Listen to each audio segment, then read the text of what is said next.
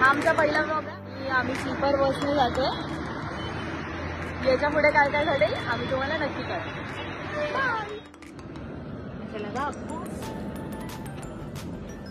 इकडे इकडे गाड्या जा रे. फायनली फोटो जाने के फर्स्ट फाइनली माइंड के बाहर निकले.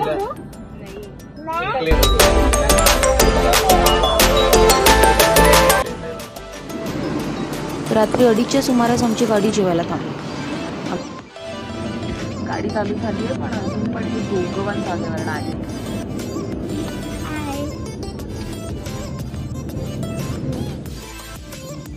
गाडी फ्रेश होण्यासाठी थांबली. इथून सोलापूर फक्त 60 ते 70 किलोमीटरच्या आसपास आहे.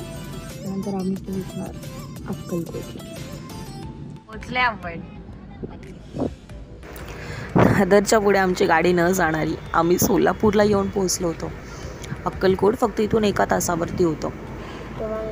बरेचसे प्रवासी सोलापूरला उतरणार होते म्हणून गाडी बराच वेळ इथे थांबली होती.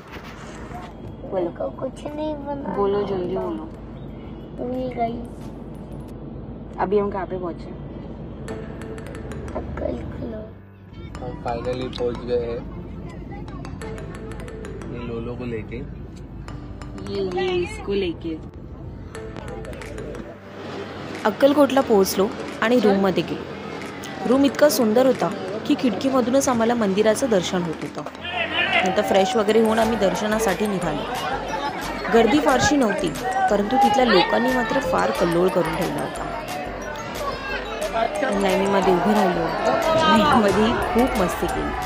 आम्ही दोघं पुढे निघून गेलो आणि ते दोघं पाठीच लागले. त्यानंतर मंदिरात प्रवेश केला आणि मनातली खूप दिवसांची इच्छा जी दर्शनाची आतुरता होती ती पूर्ण झाली.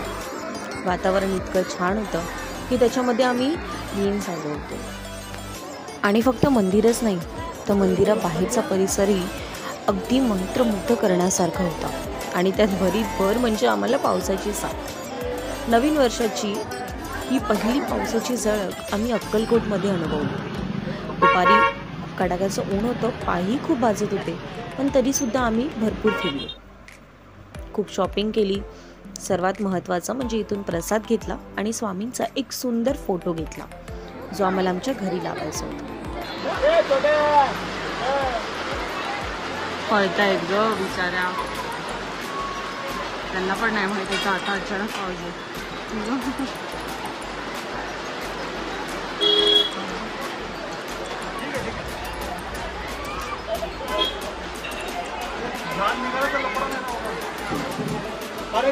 फांदी निघाली तर फांदी निघाली काय प्रत्येक ते काही नसते.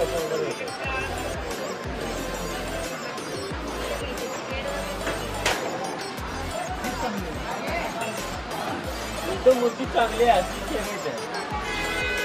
ठीक आहे मूर्ती वेगळी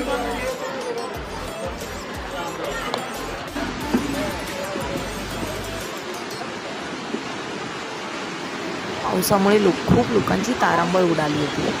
पण आमचा पहिला पाऊस आणि तोही अक्कलकोटमध्ये त्यामुळे मी तर मात्र खूप खुश होतो. स्वामींच्या रूपाच्या अनेक प्रतिकृती तिथे होत्या आणि आम्ही त्यातून काही घेतला. प्रसादही घेतला आणि पुन्हा रूमवरती येऊन संध्याकाळच्या परतीच्या प्रवासाची तयारी. फोटो पहिले लेना पडेगा. स्टोरी डालली कलर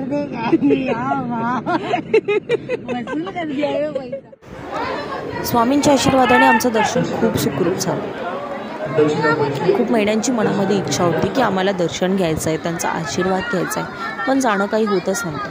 ते म्हणतात ना, जोपर्यंत स्वामी बोलवत नाही तोपर्यंत आपलं जाणं काही होत नाही. अचानक झाडाला एक दिवस काय झालं माहीत नाही. तो म्हणाला चल पटकन जाऊया, तिकीट काढूया आणि तसंच दुसऱ्या दिवशी आम्ही निघालो.